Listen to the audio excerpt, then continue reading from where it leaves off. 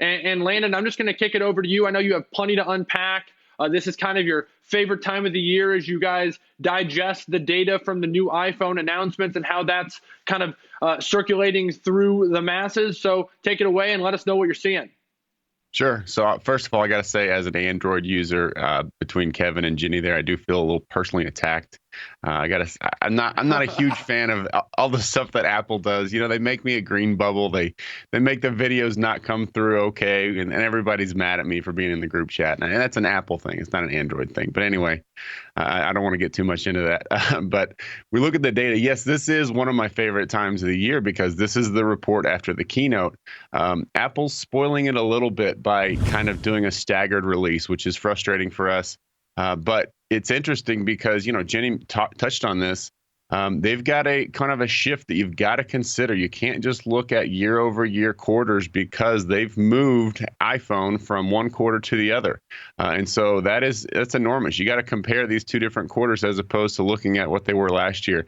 And actually, they did this, I think it was 2017 that they did a very similar staggered release where they had one model and then they came out with a later one a little bit after that. And so this is huge for Apple. It kind of takes away a little bit of the LikeFolio edge because normally we would have all of the data on the new iPhone release, but instead we have to just have some of it.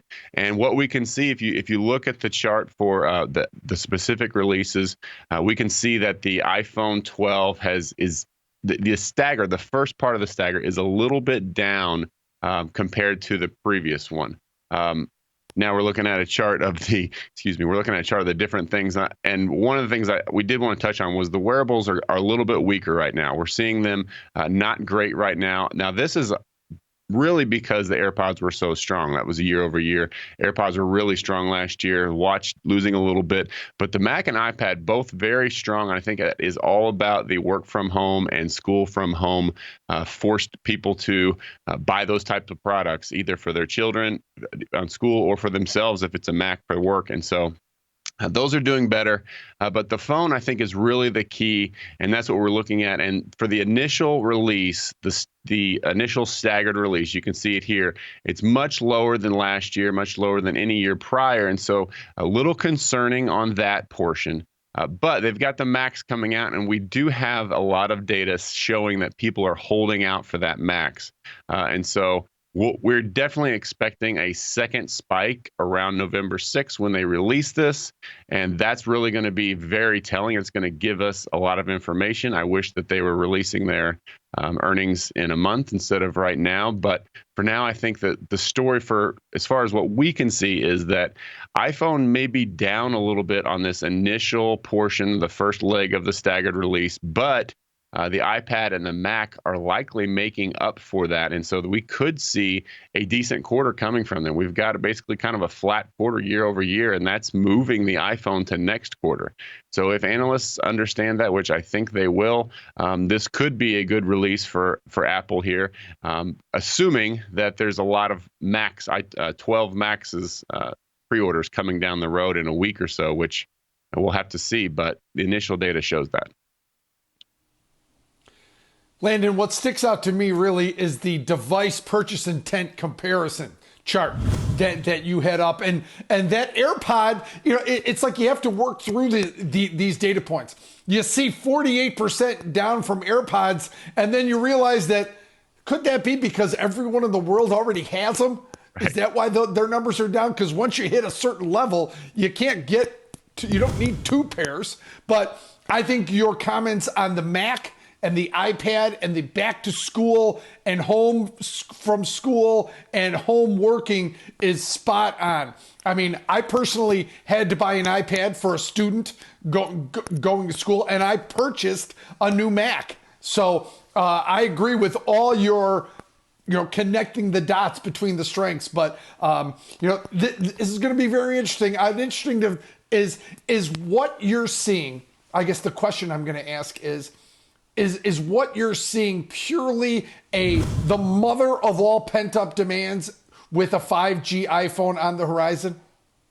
Yeah, I think that's really key. And the 11 was a little bit disappointing to people because there wasn't a lot of meat behind it. It was just kind of a new number, and there was some, some benefits to it. But I think that, our data showed that the sentiment on iPhone 11 last year's was 48% happy, which is pretty low for an iPhone. The 12 this year is looking at 64%. So from 48 up to 64. So people are really excited. I think that the 5G has created a lot of pent-up demand, but we're not showing it on this first portion of the release. I think that we've got a lot of people holding out for the iPhone 12 Max, which again is about in a week, and I think that's really going to be key. So, I'm a little bit hesitant on Apple on this earnings release because just the fact that the iPhone 12 did not do great on that first release, but I would expect the Max to do really well. So we're going to have to wait and see on the data. A little hesitant on this report.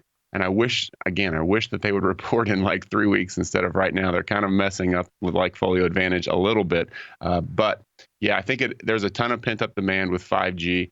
And a lot of it has to do, frankly, with China. They're doing very well over there. And you've got to remember, Alex, you always point this out, and I think it's important. LikeFolio data focuses on English speaking tweets only. So this is sort of a snapshot of what's happening here in the US.